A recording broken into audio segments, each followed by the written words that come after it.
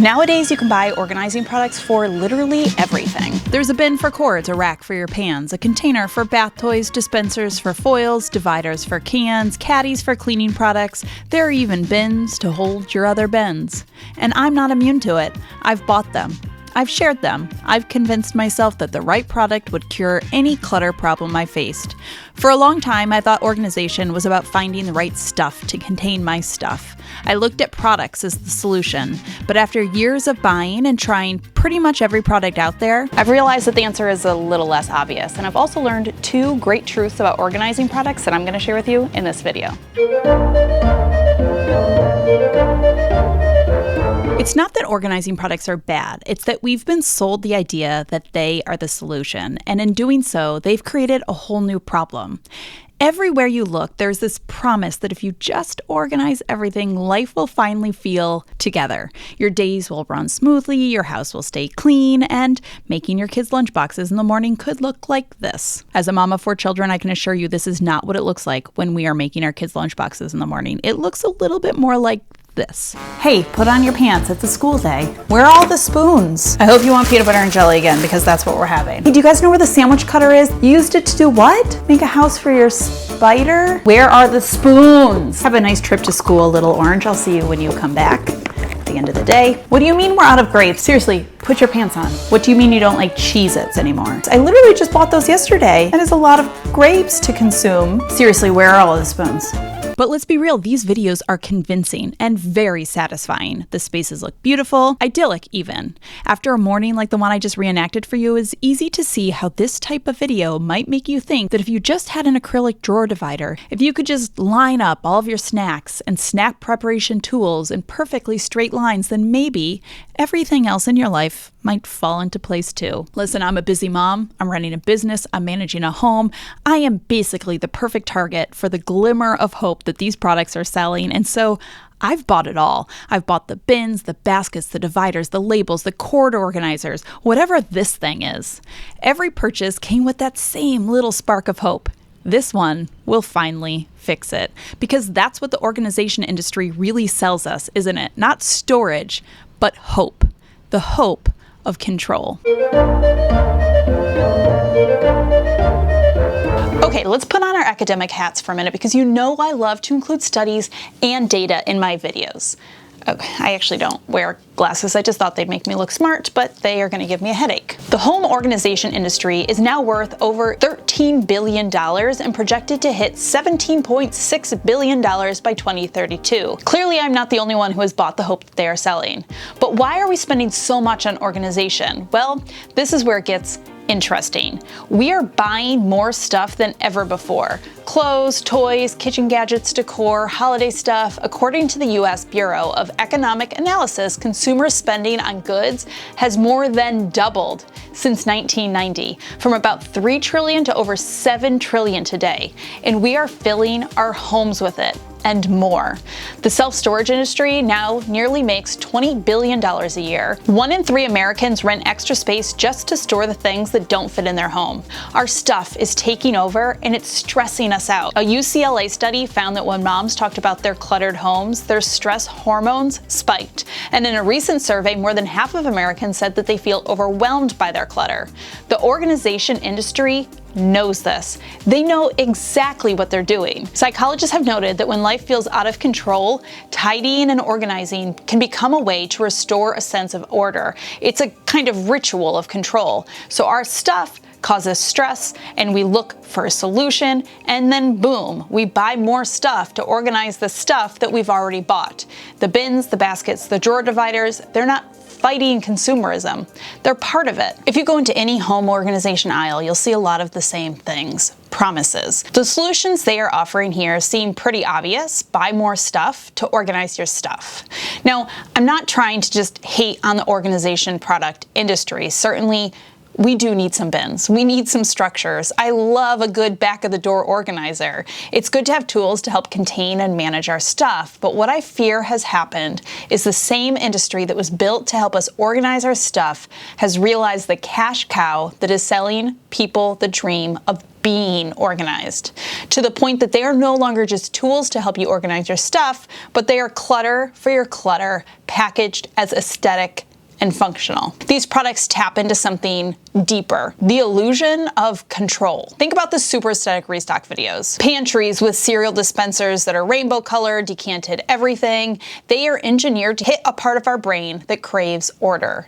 I mean, we can't deny that these videos are wildly satisfying. There's actually research on this, on why we find it so satisfying. Studies show that our brains release little bursts of dopamine when we see symmetry and repetition and visually tidy patterns. So when we watch someone fill 20 identical acrylic bins in perfect sequence, our brain says, oh yes, order, control, this is beautiful. But this is not real life. It's performance of organization, a visual fantasy. And it made me wonder, how did we even get here?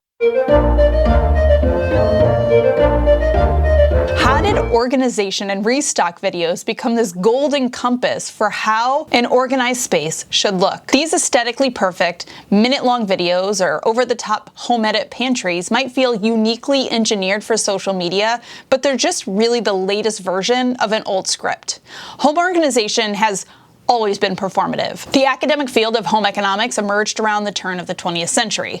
Hold on, this feels a little academic again. I think we need to go back to the whiteboard. The home economic field gained steam just kidding. The home economic field gained steam at the end of the 1800s and was built on the idea that housework could be treated scientifically. But it was also built on really rigid norms on what a proper home looked like and who was responsible for creating that. In other words, it was designed to train, at the time, women to uphold an idealized version of domestic life. Everything was measured and optimized and demonstrated, and companies were more than happy to sell the tools that promised to help people achieve it. Now, by the early 1900s, the Daily Mail had something called the Ideal Home Exposition. It essentially showcased the future of domestic perfection and organization.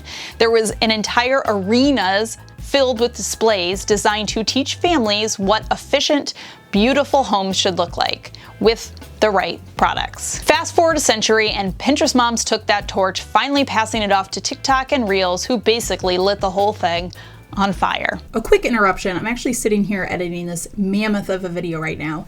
And obviously I'm pulling a bunch of videos of creators that creators have shared of organizational items and systems, and I'm feeling a little yucky about it. As I'm watching these videos and critiquing the sort of industry as a whole, I do still have respect for these creators, for the time and attention that they take putting into the content they create. As somebody who creates content as a full-time job, I understand the amount of time and effort it makes to create videos like this, and I have to give them respect for that. I'm not trying to call these people out personally. I probably more than most people can understand where these people are coming from and how they got there. What I'm really trying to focus on as somebody especially close to the industry is just how out of hand it has become at the sake of making a profit from all sides, from the brands, from the creators, and from the platforms themselves. So much so that it no longer really helps us. It actually leaves us less organized and with more clutter. So anyways, I had to get that off my chest. Back to the video. The first thing short form videos had was speed. Everything was sped up. Pantries get transformed in 45 seconds. A fridge goes from empty to magazine worthy in a single restock montage. Your brain sees the results and not the mess to get there. And this creates the illusion of effortlessness. These videos compress what is actually probably hours of labor into something that's soothing and rhythmic. They don't show the pile of empty boxes, the styrofoam packaging, the toddler who immediately spills the perfectly decanted oatmeal. Also, you can take my word for it, because this reel that you're watching is my reel from a few years ago, and this is the messes that my children have made in pantries. No, just perfect order. And our brains love it. Psychologists note that humans are wired to respond, like I said, to pattern, symmetry, and repetition, all of which are just naturally baked into these restock videos. But the problem is that the goalpost for what a well-run home looks like keeps shifting because we keep consuming aspirational content that's not even real life. I just want to pause right here really quick to say, yes, those were specialized organizers for Oreos. Specialized organizers for your Oreos. It's edited, it's curated, it's obscenely staged. I mean, No one's fridge looks like this, at least not someone who legitimately cooks in it often. We can look at Khloe Kardashian's pantry reveal as one of the more bizarre pantry organizations that I have seen in a while. Actually, let's take a look at this one together. Okay, here we go. So it's kind of a pet peeve, but I hate it when people hold their mic like it's designed to clip. Welcome to my crib, my pantry crib. I'm sorry, do 100 people live in her house? Like, is she secretly running some sort of soup kitchen out the back that we don't know about? This area actually was one of my garages. For one of her garages. I wanted it to look a little farmer's market-y, beautiful. I've never been to a farmer's market that looks like this. Raisins and nuts and all of those healthy things. All just perfectly filled up to the top. And only get things you're actually going to use. Only get things you're actually going to use, she says. What? But I love these glass containers with the stainless steel lid. Do you guys see those Ritz crackers in the back? What is happening there? Do you know how long it probably took to stack Ritz crackers like that? Also, you know every sleeve of Ritz crackers has at least a good quarter of them are chipped and funny, but none of these are chipped and funny. This blows my mind. Kids stuff is normally from the last two so they can grab and go. Yeah, they're obviously grabbing and going in that situation. Pastas, like this is like a one-time thing.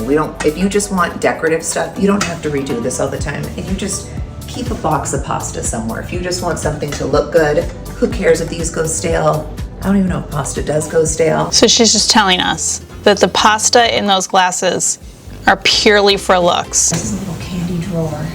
I don't have words for this candy drawer. What is happening here? Cake. We need a little cereal. And these we use all the time. It's the sugar.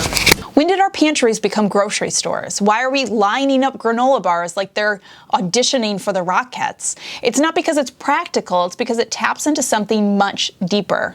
Grocery stores are actually one of the most visually organized places that we encounter, especially in our day-to-day life, right? Perfect rows, identical packaging, everything grouped by category. If you've ever worked in retail, you know about front and facing. This is pushing every product forward, labels out. Stores do this because it boosts sales. Neat shelves feel high quality, trustworthy, and clean. I want to take a moment to appreciate whoever front-faced this. Beautiful job. And if you were listening earlier, you remember that psychologists have shown that symmetry and repetition calm the brain. So when we recreate that at home, what we're really trying to borrow is that feeling of control, not because it's necessarily functional, but because it's soothing. It's not about crackers, it's about control. And it can be an amazing hack to quickly make a space look more organized and neat. I use front and facing in my home all of the time, but it's not functional in excess. It's performative, not practical. Grocery store pantries also give the illusion of abundance and preparedness. A pantry that looks full and uniform makes us feel like we are in control. But we're all just being trained by this content to believe this is what organization is supposed to look like. After thousands of restock videos, our brain starts to equate that as organized. Snacks lined up in perfect order and acrylic bins that are always perfectly filled become sort of a blueprint, not because they're functional, but because they're satisfying. And of course, consumer culture loves this. If your snacks are decanted, suddenly you need airtight canisters, matching jars, labels, tiered risers, lazy Susans, a whole ecosystem of products. The grocery store pantry, like so many other organization systems that we have seen, creates both the standard and the problem, and then sells you the solution. The problem is we can't have grocery store pantries in real life. Grocery stores look perfect because they have a team of employees that are restocking them all day long. Grocery store pantries and restocking videos didn't invent the aesthetic home fantasy, but they have perfected it and sped it up and added a very satisfying clicking sound when the cereal dispenser snaps shut. It is satisfying, so satisfying, but it's not real. It's not real. Second break to have a random thought while editing today's video is, as I'm going through all of this content, I can't help but be totally overwhelmed by truly how many organizing products there are. I mean, there are holders for your Oreos. It's just astounding. But I think what a lot of things are really failing to show is the amount of maintenance that all of these products take. If you're going to buy an organizer for your Oreos, now you're going to need to clean that organizer out. You are going to need to deep clean the special jar that you decanted your milk in. And I think that's the hidden world of these organization product videos that they don't show. Sure, the closet looks perfectly arranged, but what happens to the bins and baskets that aren't being used? What happens to the cookie holder when you don't have cookies? What happens to that Ritz cracker jar when it is time to restock? It's at least a 20-minute endeavor, at minimum. And I think that can be a really easy way to check yourself before you fall into the lure of a new organizational gadget, is to kind of pause and ask yourself, how much time and maintenance is this product going to add to my life? How much maintenance is it going to need? Now, along with the totally unattainable standards for organization, the other big problem here is that we're being sold that the solution to our stuff is more stuff. So we buy stuff to organize our stuff, and then we still aren't organized and we wonder why. And it's because the real solution to clutter isn't better organizing products. It's less stuff to organize. Organization can work, and organization products can be amazing, but only when you're dealing with a reasonable amount of things. If you are drowning in stuff, it doesn't matter how many bins you buy to organize that stuff, you're still drowning. Putting clutter in a basket doesn't magically make it not clutter. Listen, I've been saying this for years, but you can't organize clutter. Sure, we can put it in aesthetically pleasing bins, but clutter is going to do what clutter does, which is throw a clutter frat party, invite all of its clutter friends over for keg stands, and before you know it, the whole area looks like a freshman dorm. Because clutter almost always attracts more clutter. And what most of us end up doing, myself included, for a long time, what I did is believe that I can organize my way out of clutter. If I just gave the frat party a nicer bin, surely that would fix it. But instead of addressing the actual issue, we're just shuffling stuff from one basket to another, from one drawer to another, one organizing gadget to another. It feels productive, but it doesn't solve anything. In fact, what I have come to find is it creates a whole new problem. Now we don't just have our stuff to manage, but we have all the organizing gadgets that were supposed to manage our stuff for us, and we have to manage those now too. As someone who's been making organization content for years, I've tried pretty much every product out there, convinced, like so many of us, that the right product was the cure, because that's what I was sold. But all I ended up with was a different kind of clutter, and that made me wonder, what if the control that we're all chasing from organization isn't actually hiding in the containers or the clips or the bins? What if we've been looking for the solution in all the wrong places? And that's when, I don't know, one day it just clicked. It wasn't about finding the perfect bin, it was about what I was putting in the bin. I realized that I wasn't going to buy my way out of clutter with a product. The only real solution was to have less to organize in the first place. Now, since I've tried more organization gadgets than maybe the average bear, I thought that it might be fun to rank some of them quickly. Because like I said, it's not that I hate on organization product industry as a whole. Some of them are great and they do a really good job. Since I have an embarrassing amount of experience with them, I thought I would run through some of the organization products, which ones have truly survived the test of time in my home. Not a Pinterest perfect home, but a real one, right? We have 4 small kids whose sole goal in life seems to be to unorganize things. I also have a calendar that doesn't really allot a lot of extra time to aesthetic restocks. So let me rank some organizing products for you real quick. Let's start in the kitchen, because this is the one place that I've tried basically every organizing product known to humankind. Let's start with cord organizers. These are the little silicone clips that you stick to your appliances to keep your cords from flopping around inside the cabinet. They are easy to install, they work well when they stay stuck, and they definitely make things look neater. The problem, they are not a one-size-fit-all, and eventually they peel off. So I'm going to give them a 7 out of 10. They do their job, but they're not a forever fix. Side note, can someone explain to me why appliance companies don't just build the cord bundlers into the appliances? Cuisinart, call me. We need to talk. Next, the pan lid rack. I have bought a variety of these, and every single time I think this is the one. This is the one that's going to fit. Because the videos always happen to show the perfect size lid that goes into each one, but the spoiler alert is it never does. In the tops, the lids always get stuck. 2 out of 10 for optimism. But I will say, even though I don't like these for pan lids, I do like them for pans themselves. I've had this adjustable one going on 3 years now, and it is the perfect solution for pans and dishes and cooking sheets. 10 out of 10 for adjustable pan organizers when used with the right items. All right, how about Lazy Susans? I was anti-Lazy Susan for a while, and I just kind of figured that like a round item in a square cabinet, it didn't make sense, but I was wrong. A standard Lazy Susan makes things easy to access, especially great for cabinets that are up high where you would never be able to see the stuff in the back. 10 out of 10 for the Lazy Susan. Now, where the Lazy Susan loses me is the ones with compartments. This is only going to work for very specific situations in which you have the exact things to fit into these compartments. 4 out of 10 for creativity. You gotta appreciate how hard they tried to get us to spend our money on these things. Let's move on to the internet's favorite kitchen organization product, clear bins to decant your food. Oh my God, it's magic. It's amazing. Isn't she lovely?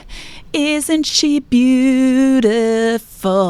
If this video gets 50,000 likes, I promise to never sing on camera again. How can you watch these videos and not want your pantry to look like this? I mean, come on. I know I did. Look at me pouring out my foods, decanting things, putting them in clear bins, and look at my pantry. So organized, so aesthetic, absolutely impossible to maintain. I do find value in decanting some foods. It is easier to store things in uniform containers. It just is. You can see what's there. You don't have anything toppling over. And there's something really nice about a pantry that actually looks inviting. But after almost 4 years of trying and failing to maintain one of these picture-perfect pantries, I've realized it doesn't fit my life. What works for me now is decanting some things. Not everything. I still decant my flours and sugars. I cook a lot. I use these things basically daily, and so it's worth the effort. But oatmeal, breadcrumbs, chocolate chips, pasta, I just don't use them enough to justify the time. And honestly, the store packaging that it comes in works fine. So clear bins for decanting all of your foods for a Pinterest perfect pantry, 4 out of 10. It works for a few select things, but trying to maintain a pantry like this is not sustainable for my season of life. Maybe in 20 years, when I am an empty nester, I will pour all of my pasta and breadcrumbs into clear bins and have a Pinterest perfect pantry. Welcome to my crib, my pantry crib. But probably not. And don't even get me started on the fridge ones. I tried a Pinterest perfect fridge about 2 years ago. I'll link that video down below. But 0 out of 10 for maintenance and use of space. Okay, next are the organizers for your foil, plastic wraps, plastic bags. I honestly really love these. I find them easy to maintain, easy to store and organize, and so I'm giving them a solid 9 out of 10. Okay, let's move on to a product that works in almost every space, and it is stackable clear drawers. I use them in my pantry and in my bathroom, and both have stayed impressively organized for a long time. And I think there's 3 reasons why they're work. This is 2. I think there are 3 reasons why they work. 1, they come in a lot of sizes, so you can actually fit them into your space. 2, stackable design makes really great use of vertical space. And 3, they're clear, so you don't have to overthink labels. You can see exactly what goes where. I'm giving clear stackable drawers a solid 8 out of 10. They have some downsides. They're better for smaller items, they can get wobbly if you stack them too high, and they can look like visual clutter if they're put in the open instead of tucked behind a cabinet door. And of course, since we're in the bathroom, we can't forget that we are supposed to decant in there too. You just decanting your pantry? Come on, get with it. You need to decant your Q-tips and your cotton swabs. What are you, a savage? Leaving them in the bag. Cotton pads need their own little jars too, okay? It is so pretty. So aesthetic. Less visual clutter, which I do love, but I'm going to give these a 3 out of 10. Refilling cotton pads and Q-tips and other toiletry stuff like this was just one more thing to do. It looked nice for a while, but until life got busy and then I forgot, and the jars took up really valuable counter space just sitting out. Of course, we need to cover closets. I think I found some of the most interesting and bizarre organizing products in the closet department. We have drop-down hangers, right? They drop down to give you more space. Really brilliant. 2 out of 10. Okay, cool in theory, but mostly they just end up getting bunched up. It's too crowded in there to even like lift it up like you think you're going to. Velvet hangers, 10 out of 10. I love them. Sturdy, no slip. They look great. Next up, any specialty shirt organizer. They're like rolled ones. There's the bin ones. There's the hanging ones. There's the hoodie ones. There's the pull-out ones. It's not that they can't work. It's just that they're finicky and they're too specific and they're needy and they're clunky. 4 out of 10. Shoe organizers. I've tried it all. Vertically hanging shoes, regular shoe racks, shelves, bins, shelf risers. Want to know what? Do you want to know what I've realized? Shoes suck to organize. There is not a product that is going to solve this problem for you. Shoes come in every imaginable shape and size. They are used multiple times a day. They are always a little bit dirty and they don't stack. And even if you're a shoe minimalist, every person needs at least a couple pairs of shoes. But here is how I would rank shoe organizers. 6 out of 10 for shoe racks because they are simple, but they get messy quick. 4 out of 10 for vertical storing shoes. It's quick and a good use of unused space, but very dependent on the right shape and size of shoe. 3 out of 10 for those little things that like open to store shoes, like the cabinets. Again, very dependent on the right shoes to fit, and they just get messy quick and are hard to clean. 2 out of 10 for clear shoe box. Nice in theory, but I just cannot see this being sustainable for everyday use. Maybe for your overstock seasonal or special occasion shoes, but it still just seems clunky and excessive to put every shoe in its own bin. And again, very dependent on size and shape of shoes. Pull-out bin drawers had a whole moment on my Instagram feed, and in theory they seem really great. You install them once and then you can easily slide out whatever is on the bin or tray. I've tried them in multiple spots, multiple sizes, multiple varieties all around my house, and honestly, I almost never use them. It's rarely that much easier to slide them out, and they have to have like a very specific placement or they get caught on the cabinet lips. I'm gonna give them like a 3 out of 10 stars. In the perfect spot, they can work, sure, but most of the time you're just sticking super strong rails that are hard to remove or clean around for something that you never really use. Drawer dividers, used to create compartments inside of drawers. I think that they can make so much more practical space out of large drawers and help you organize more,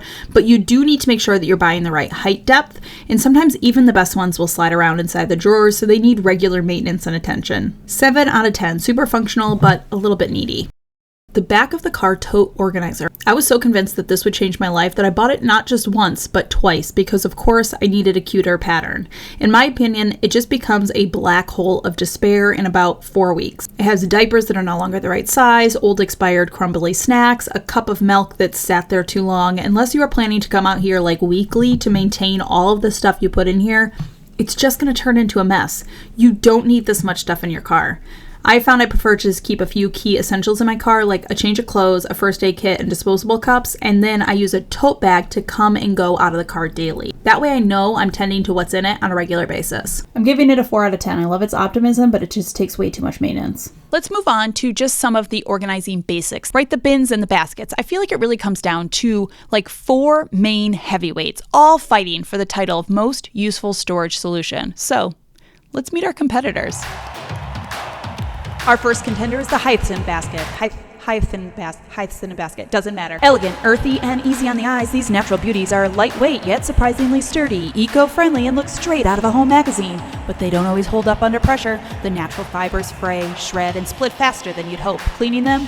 Practically impossible. Our ranking 5 out of 10. Pretty and functional, but not ready for the big leagues of daily chaos. In the opposite corner, we have clear plastic bins. These are the scrappy workhorses of organization. Practical, no nonsense, and always ready for a rematch. They are easy to clean, fairly durable, and you can see what's exactly in them. They're perfect for every room, from the pantry to the closet to the playroom. Their weakness, they can look visually messy, and picking the wrong size can make your system flop. Our verdict, 8 out of 10. Reliable, low maintenance, and a solid crowd favorite. In the third corner, weighing in as our lightest opponent, we have the fabric collapsible bins. The lightweights of the match, they are affordable and flexible, but once the bell rings, they don't always hold their shape.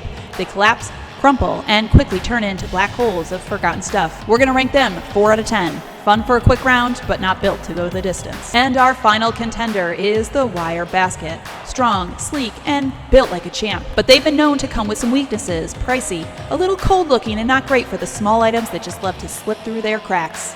We're gonna give them a 6 out of 10. Tough and dependable, but not always the right fit for every fight.